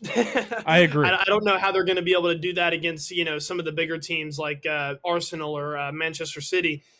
But very weird lineup for Liverpool, even against Wolves. You have Jarrell Kwanzaa, center back, with Joel Matip, no Van Dijk or Joe Gomez was actually right back instead of which I think Trent Alexander-Arnold. Which I think they like a lot right now. I think Trent, maybe not like very soon, but I think in the next couple of weeks, maybe more in their European matches, we'll probably see Trent playing holding midfield. Think so. He does it for England here and there. I think Liverpool should explore that option, especially if they want to go a little more defensive-minded in their lineup, here and there.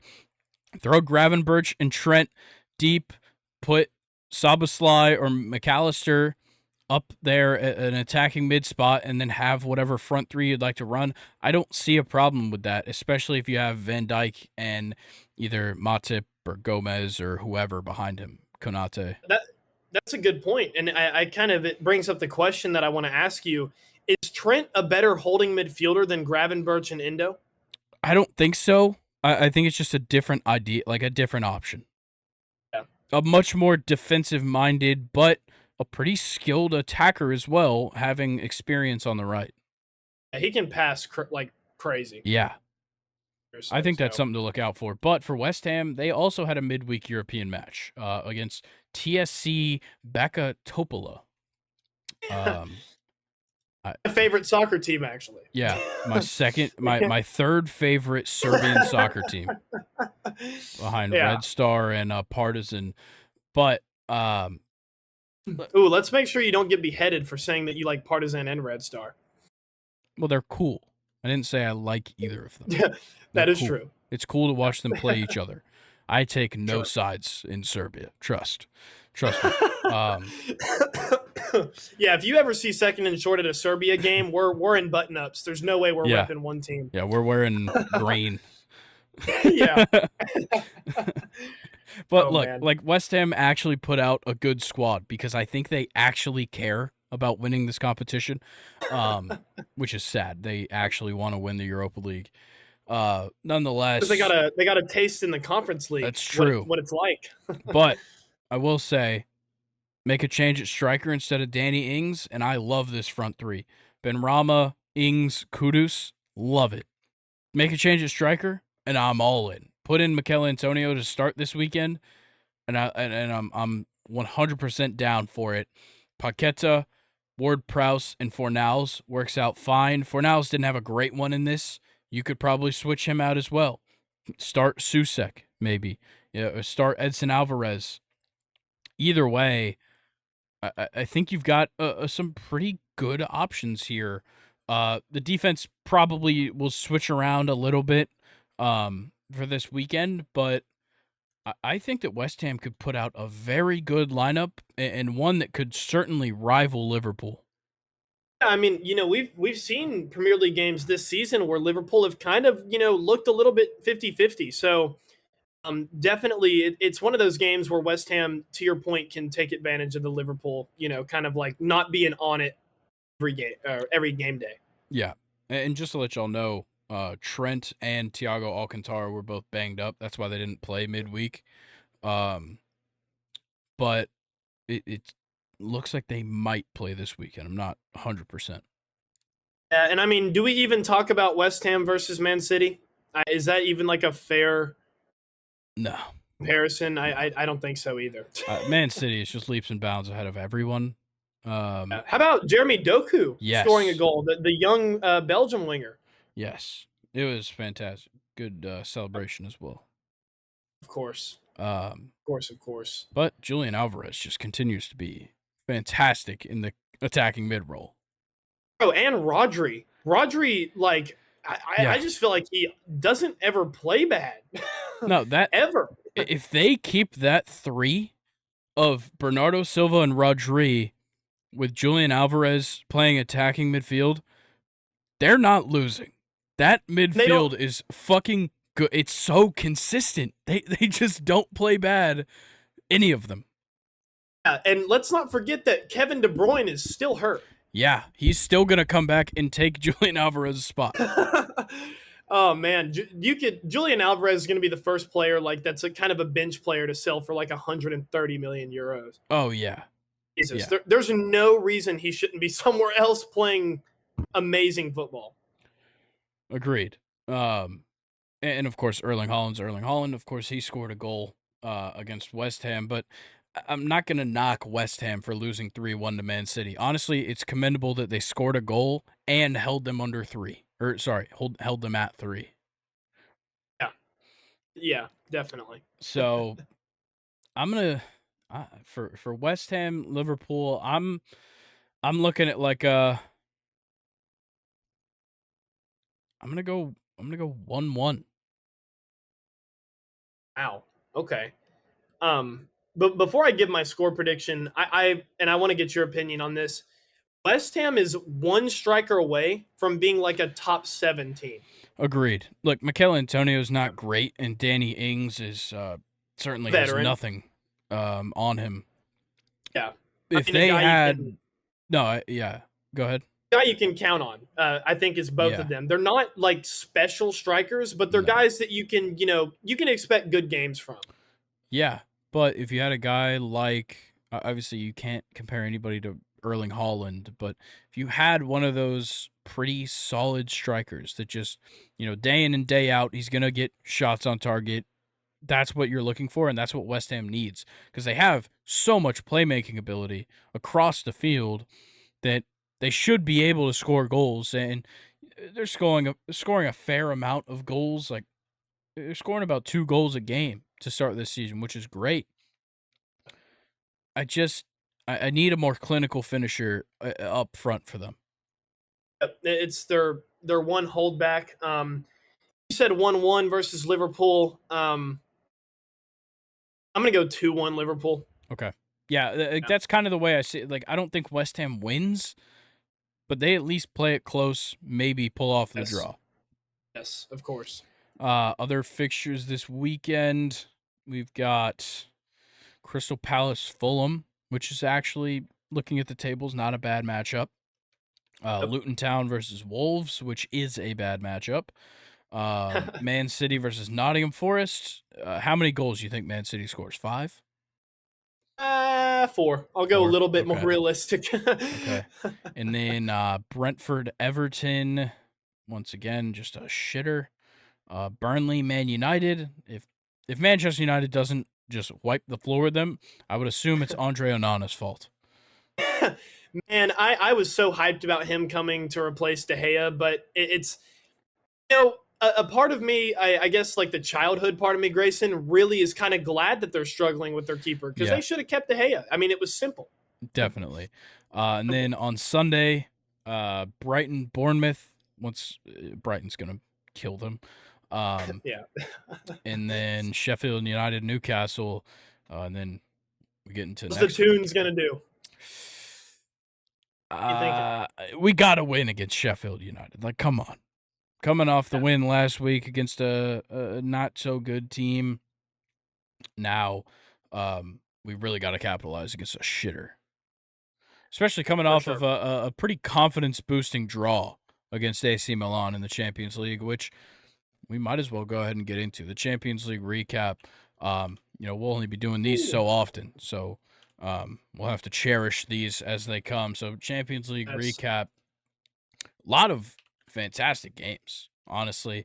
A couple of blowouts, but definitely some good ones. So I'm trying to pull it up real quick. Okay. So we'll start here. Where did they go? Never mind. What the fuck? Okay. What the hell? Permission. What happened? Here we go. AC Milan Newcastle. We'll start there. A 0-0 draw. I'm totally happy with it. We should have lost that match. Did you see the thing I sent you where like Rafael Leao like took on the entire defense and tried like game. a backheel goal? Yeah. Kid is ridiculous. But hey, you know what? Shout out Newcastle. Their defense finally looked like last season against a very good AC Milan offense. Yes, this is the defense that I've been talking about all year. I talked about it before the season even started. This was the defense we saw last season, and that's why we finished top 4 in the Premier League. That's the reason we're in the Champions League this year, is because of that defense. And I haven't seen it once until now against AC Milan. Yes. Love it. So that's got to be the difference maker. And then in Group G, we had Leipzig take a 3-1 victory over Young Boys from Switzerland. I could have expected that. That's pretty obvious. Sure. And let's see, who scored for Leipzig in that one? Dude, the Champions League's website fucking sucks. Simicon, Schlager, and Sesko get the goals for Leipzig. And then in Group E, Feyenoord takes a 2-0 victory over Celtic. I believe that was a rematch of like a really old Champions League match, final, at least. Yeah, I think Celtic and Feyenoord have actually won Champions Leagues before. And I think they played each other in a final like in the 80s. Okay. I believe I heard that on the broadcast, but Feyenoord takes that one 2-0 after 2 Celtic red cards in that match. And then in Group E as well, Lazio and Atletico Madrid draw 1-1 after a crazy equalizer by Lazio's goalkeeper. At the very end of the match, he pushed all the way up. I believe it was a set piece. And then, I thought they crossed it into the box from like behind. Free kick. Yeah, I think it was a free kick. Yeah. They're Providel, their goalkeeper, made a beautiful run into the box and slotted that header away to tie it up in stoppage time, 90th plus 5. After that one, we had PSG's 2-0 victory over Dortmund. PSG just looked really, really good. They look like they're getting out of this group for sure. Yep, and Dortmund just kind of continue how to slide, or they continue sliding. They don't look good in the Bundesliga, as we covered before, and they're, losing in the Champions League as well. But before we move on, I actually really am curious to see how PSG lined up with their crazy fucking front three. I actually really like this. I really like this lineup. Oh, so no Gonzalo Ramos. Yeah. Kolomouani up front with Mbappe on the left. And Ousmane Dembele. Yeah. Who I am still surprised he is playing for very good teams. But he looked really good in this game. Yeah, he did. Nonetheless, like Dortmund should have been better. Yeah. For sure. I mean, they definitely should be better. They don't have bad players. And actually, I'm looking at it now. Did we cover that they got Marcel Sabitzer? Yeah, we talked about it. I don't even remember that. But, I mean, Marcel Sabitzer is great. Mullen and Adeyemi are, very underrated striker pair. And you still have Mats Hummels and Gregor Kobel. back there kind of in defense. So they just, having a tough start. Yeah, Catch a break. yeah, for sure. I gotta shout out Vitinho and Hakimi. That playmaking on Hakimi's goal was unbelievable. Yes. So shout out to those two and Mbappe slotting home a penalty. Um, next match, Man City 3-1 over Red Star Belgrade. Not Red surprised. Star scored first. Yeah, I know. Red Star had it 1-0. And then That's Alvarez amazing. scored 2 minutes later. Yep. And then completed the brace in the 60th, and then a goal from last year's UCL Player of the Year, Rodri. Hey, you know what? Shout out Red Star for getting on the board, though. That's amazing. Oh, yeah. Yep. But this is just what Man City does. This is the group stage. They are waltzing through this group. Like, Yes. no contest. And the same goes for Barcelona in Group H. A 5-0 routing over Antwerp. João Felix opened it up in the 11th. And then Lewandowski in the 17th. An own goal from Batatile, I believe is how you say that. I don't know. Batalai. I don't know. It was an own goal in 22nd. And then Gavi puts one on the board in the 54th. Sorry. And then João Felix completes the brace in the 66th. Just an obvious result, honestly. Yep. João Felix proving to Chelsea that it wasn't him, it was us. Certainly was. But the next matchup from dude, this website is killing me. I'm just looking on Google. I probably should be as well. But the last matchup from Tuesday, Shakhtar Donetsk falls 3-1 to FC Porto. Yeah, Porto just looked really good in this one. Porto are just, they're that Champions League team, man. They just seem to always look good in the Champions League. Definitely. And then Wednesday's match is Galatasaray and Copenhagen in Group A. They draw 2-2. I thought Galatasaray was going to take this one, especially the late game heroics. So Copenhagen actually started off the game up 2-0. El Yunusi, a pretty common name. We've seen him quite a bit, just about everywhere. Scores in the 35th minute, and then Diogo Gonçalves in the 58th minute. But then Galatasaray, 86th minute with Boué, and then Tete scores in the 88th. And it seemed like they probably would complete it with that player down for Copenhagen. Only 10 guys on the field. But Mauro Icardi just couldn't get it done. Yeah, unbelievable. I really, to your point, thought Galatasaray was going to take it too because they, we've talked about it before. They have like a really low-key loaded team with players all around Europe that have, played for really big teams. Just couldn't edge it out versus Copenhagen. Yeah. And they arguably should. Yeah. Nonetheless, Group C, Real Madrid beats Union Berlin 1-0. And who else? Jude Bellingham. Who else? 90th +4 to beat Union Berlin, the surprise of the Bundesliga last year. But Real Madrid gets it done. 3 points is 3 points. Oh, my God. This Real Madrid team, they just look like they're having so much fun with Jude Bellingham on their team, man. Yeah, dude, they don't even care. Look at this lineup. Yeah. They have Joselu and Rodrigo at striker. Yeah. They're just lining up however the fuck they want to. Maybe Jude Bellingham is the coach now, with how much I see him on my feed. But Jude Bellingham cannot be stopped, man. He is... Is it safe to say he's been the best player in the world? As far as this season is gone? Him and Haaland. Yeah. And that's the only other player I could really think of. Yeah. Julian Alvarez. Yeah. Two strikers for Man City would probably sneak into that conversation. But no Cruz in this game, no Valverde. I think they both got subbed on late, but still, guys you'd expect in a starting lineup for Real Madrid, and they still certainly got it done. You know what, though? Shout out Union Berlin for looking at the stats now, Real Madrid did have 32 shots, 7 on target, and 76% possession. So, yeah, maybe Union Berlin didn't give them much of a game, but, hey, they made it look close on paper. So yeah, and also trying something new out, putting Lucas Vazquez at right back for Real Madrid. No. Very interesting, Had a good game as well. Considering that you could have put Nacho at right back and then put Camavinga at left back instead of Alaba, but nonetheless, they got it done. Let's see. Our other matches from that Wednesday, Bayern, a 4-3 win over Manchester United. Wow. Wow, this game, dude. Rasmus Højlund getting a goal there, and Yes. Casemiro twice, 88th minute, 95th. My gosh. Yeah, but What's going on?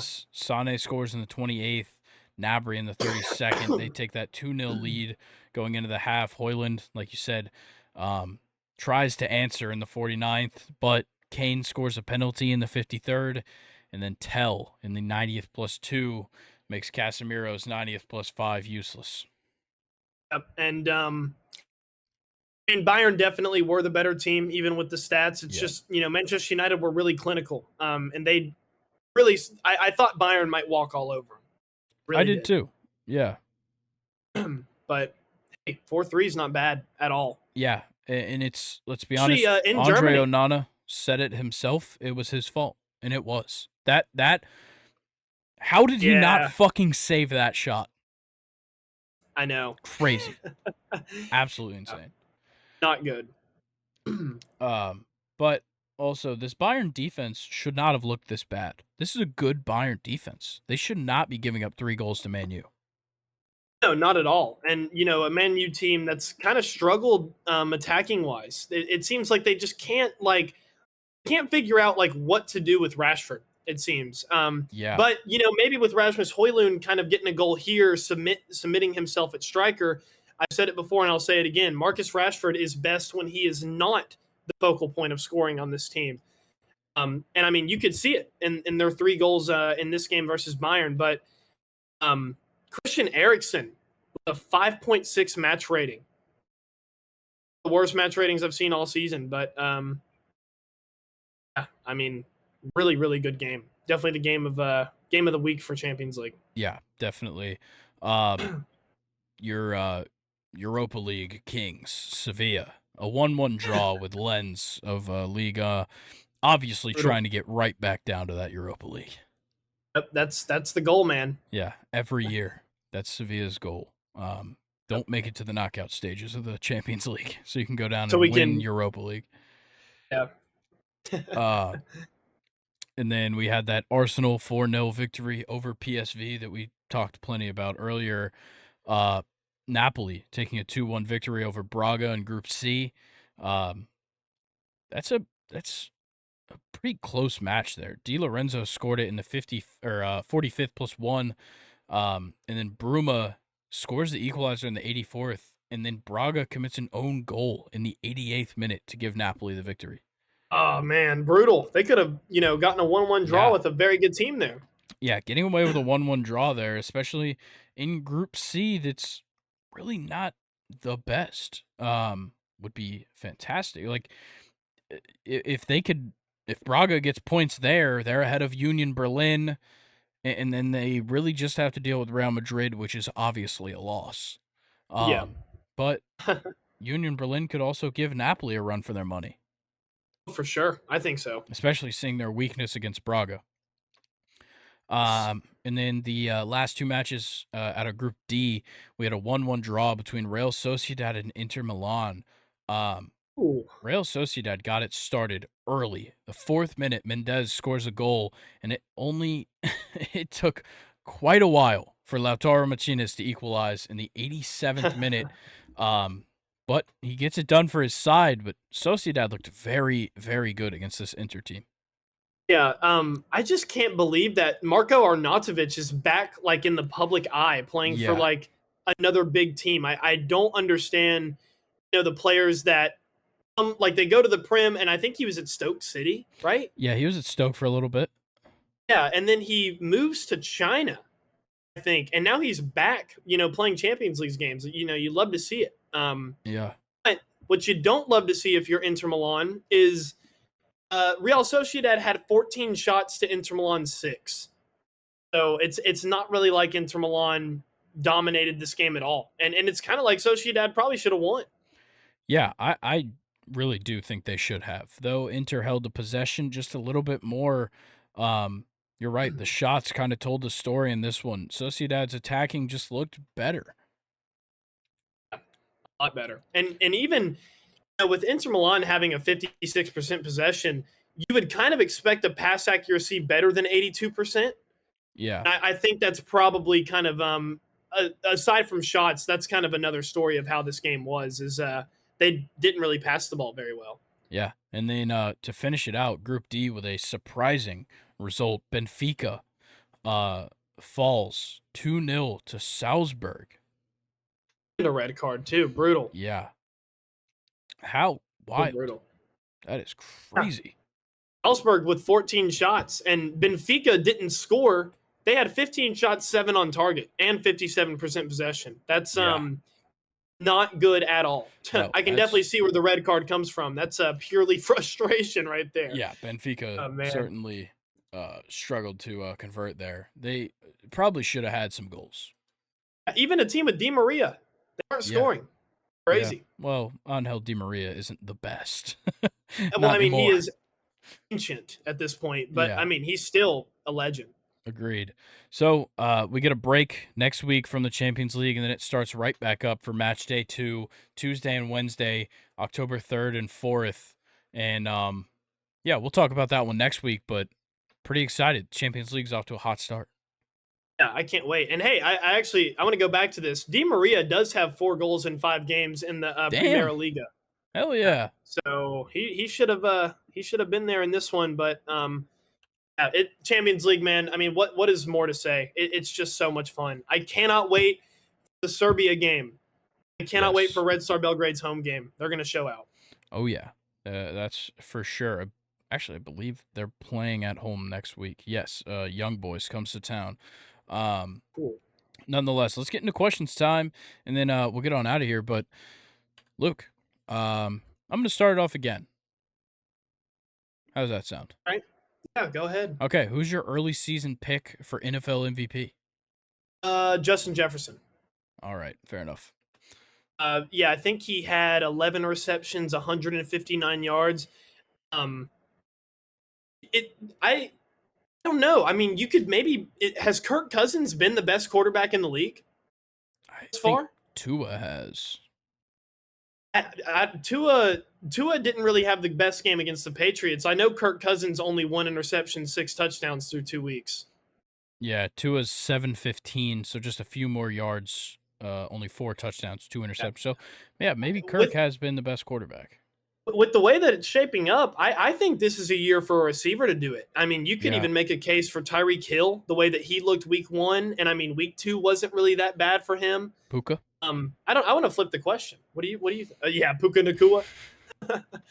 But it's weird to not have a quarterback much in the conversation. I like Tua. I like Kirk. I might have to be in the same boat with you though. Justin Jefferson with 309 already is pretty crazy. Yeah. Ridiculous. But I think I'm going to go Tyreek. 4 less receptions, only like 50 less yards, and he has got 3 touchdowns, and Jefferson's got 0. Justin Jefferson doesn't have a touchdown this year? Nope. Wow. Probably shouldn't fumble it through the end zone. All right. What's your NFL question? So mine was kind of broad, but I think I'm going to narrow it now that I'm reading it now. But it was originally, what are your thoughts on the Bengals, Chargers, and the Vikings? Obviously, like kind of the 2 biggest 0-2 teams. But obviously, with this week, we have the game between the Vikings and the Chargers, and the Bengals play the Buccaneers, correct? Yes. So I guess I'm going to narrow my question to if any of Bengals play the Rams. Rams, sorry. If any of these teams go down to 0-3, is their season over? Because like the teams are so good. Yeah. It just kind of seems weird to write them off, but 0-3 is really bad. It definitely is. Obviously, one of these teams has to because 2 of them are playing each other. I don't know if anybody's season's over though. Like 3 losses doesn't end your season. There's 14 other games for you to win. Yep. So I'm gonna say no for all of them. I don't think there's obviously things to address for all the teams. I think that's obvious. And Yeah. I am confident that all three of these teams can make the changes, make those improvements, and end Yes. up winning football games. I think what I'll have to say though, I would be more confident in the Chargers or the Vikings to be 0-3 than I would the Bengals with how they've looked in the past couple weeks.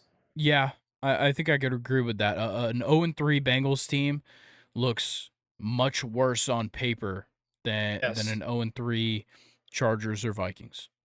Because the Chargers and Vikings, despite them being 0-2, there are still a lot of good things that we Yeah, can pick apart about those teams, but we can't really say a lot of good things about the Bengals so far. no, not at all. So, anyway, all right, go ahead. Yeah. MLB, what we got? With the Yankees all but eliminated, will you be rooting for a team in the playoffs? Um, yes, I will. Okay. Obviously, with the hometown team, I would like to see the Braves do well. But I can't pick your team, man. For the sake of the story on the podcast, I'm going to go with the Cubs or the Reds. Whoever makes it out of those two teams is who I'm going to pull for. Okay. Sounds good to me. Nice little underdog story. Well, I guess I can't flip that question Yeah, for you you. can't. Um, In the past though, in years where like the Braves have gone down, early, like last year, I found myself rooting for the Guardians, which also did not end well. Um, but yeah, I'm pretty excited. I'm obviously if the Braves go out in the first round, I'm rooting for the Orioles. I think that's pretty obvious with how much I glaze them week by week. So yeah, that would be my team if the Braves weren't in the playoffs. okay. All right. This I feel like this is a really good question. I hope this one makes you think. What baseball is better, season or April? It's the postseason by a Really? country mile. See, this is kind of my first year really trying to pay attention to baseball and trying to cover, more just than the Yankees. I was way more excited in April than I am now. And maybe that's just It's because my gonna team is change. 70. Yeah. It doesn't Maybe it's matter. because my team is 76 and 76. Yeah. But man, I really enjoyed it in April. It was so exciting. And I feel like now it's just kind of drug on. I mean, don't get me wrong, it's getting exciting now. But I just remember being a lot more excited in April than I was now. Yeah, I think the big thing about going into April is yes, there's more excitement. Is it better baseball? Not always. No. Typically, no. Um, like we've waited months to watch meaningful baseball. It finally gets here in April, and then it's typically not as good as it should be, but we're excited nonetheless. When it comes to the postseason, we just went through 162 games, roughly 200 days, just about, of watching baseball. Yep. And it finally is getting to the point where it's like, holy shit, a lot of these teams are eliminated. These are the best of the best that we're watching. Finally. Yep. That's what excites me about the postseason. Obviously, it's been nice. My team makes the postseason a lot. And yours in history does as well. Yep. But recently, my team doesn't miss the playoffs, and that makes it a whole lot better for me. But also, in this wild card spot, which we're not in a wild card spot, so we at least last a couple days, Yeah. which is nice. But if you're a fan of a wild card team, it could take 2 games and you're done. Like that sucks. Yeah. So I think that postseason baseball is far and away better because whether you're rooting for a team in the playoffs or you're not, you're gonna get invested in the teams. Yep. I So like that take. That's a good one. yeah, it's got to be the postseason. Okay. Sure. All right. Good time. Soccer. Who's your favorite striker of all time? Doesn't have to be a Chelsea player. Wow. Just to name a few of guys that I've always enamored, Zlatan, Lewandowski, Didier Drogba, of course, is probably my favorite out of all of them. Yeah. But trying to think, Shevchenko for AC Milan when he was good. That's a really good question. Yeah. I would probably say those guys. Definitely, I used to love Zlatan Ibrahimovic. Like, people don't understand, like, for a guy to be 6'5", a black belt in Taekwondo, and dribble like he can and fly through the air making all these crazy kicks, like, Yeah. he at his best is like complete. I mean, someone that massive that can move like him, not a lot of guys like that ever. Yeah, He for was the sure. full package. He was the full package. What about you? So I started watching soccer at like the perfect time because I got into it in like 2014, 2015. So like I got to see an emerging Robert Lewandowski and watch him burst onto the scene. I got to watch Luis Suarez do the same thing. He was fantastic to watch. I got to watch kind of the remaining years of Wayne Rooney's prime as well. He's definitely one that's up there for me. But I definitely missed out on some great ones. Those are definitely the three that stick out to me. Obviously, like Ronaldo definitely spent some time at striker, Yeah, but was sure. primarily on the left wing with Real Madrid. So yes, when he was at striker, he was certainly one of my favorites. But yeah, I think my main ones are Lewandowski, Luis Suarez, and Wayne Rooney. I also love Harry Kane. I have a soft spot for Harry Kane because he just scores goals. I can like him now. Yeah, we can But, like him now, which is nice. yeah, Luis Suarez was another good one. Of course, he was always the enemy to me with, Yeah. him biting people and him honestly just being a little shit. No, he is. But his time at Liverpool when he was at like his physical prime, like, I mean, everybody, if you haven't seen it, go look up Luis Suarez versus Norwich. I think it was like 2 or 3 goals in one game. Just a freak of nature Yeah, at striker, highly underrated too, for sure. our generation. Um, All right, your soccer question. See, this is the connection that you and I have. I also have a striker question for Oh, you. nice. Who would you start, bench, or cut? Okay. Rooney, Aguero, or Drogba? Damn, Aguero's one that I forgot. Ooh, man. And we're talking prime for all three, I'm assuming. Not Yeah, okay. just like peak best. Okay. Best performance. I'm gonna start Aguero. Dude, to me, there was nothing like him in like his best seasons at Man City. Yeah. So I'm gonna go Aguero, Drogba, Rooney. So So start you're start bench cut Aguero, Drogba, Rooney. gotcha. I know I just said Rooney is one of my favorites, but the things that Sergio Aguero and Didier Drogba can do with the ball at their feet is what does it for me. That's insane. What's even crazier is an Argentina team that had prime Higuain, prime Messi, and prime Aguero, prime Di Maria, Yeah. and prime Dybala too.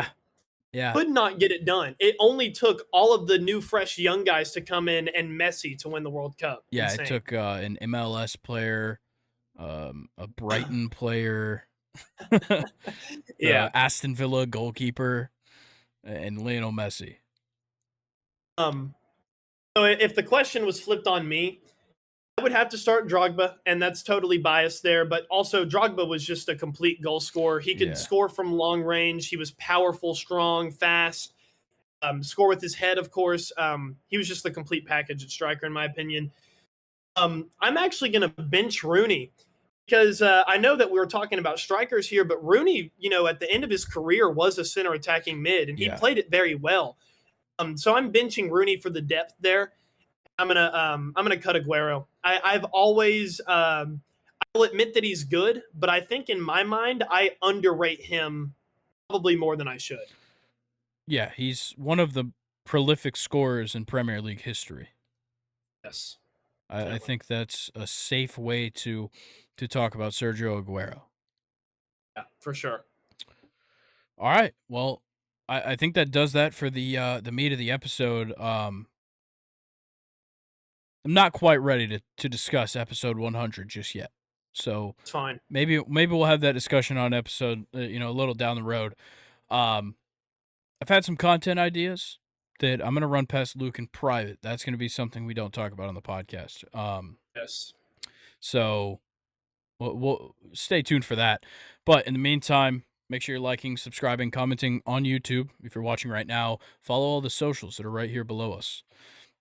And then go to the podcast platform, or if you're already there, go 5 stars, follow everything. You kind of know the deal by now. If you listen to the end of the episode every time, you've probably heard me say this quite a few times. I apologize to everybody that has to watch these while my measly attempt at growing a mustache. I just want to be like Luke. That's what we're going for. Come on. So, don't flatter me like that. Come on. yeah, I'm trying. I am physically trying to grow a mustache, and it's not happening. So yeah, I apologize to everybody on YouTube that has to look at that for the probably 6 months until it's even noticeable at the rate we're going. But nonetheless, thank you guys for liking, following, subscribing, listening, watching, clicking. I don't know what you guys do while you watch these or listen to these, but I do appreciate you guys tuning in. And yeah, I think that's gonna do it for us. Anything for the people, Luke? No. I think the Brooks hat says everything that the people should do. It's true, but shout out Brooks. This one's not sponsored. It's not sponsored, but no shout free out shout outs. Shout out, no free shout out to Brooks. All right. Yeah, this is a fantastic weekend in sports. So I urge you to sit on your couch all day, Saturday and Sunday, and just sink. Just become a part of that couch, and maybe occasionally get up for something. Use the bathroom. Nobody wants you shitting on the couch. But nonetheless, that's going to do it for us, guys. And I need to stop saying nonetheless. So we'll see y'all next week. Peace. Peace.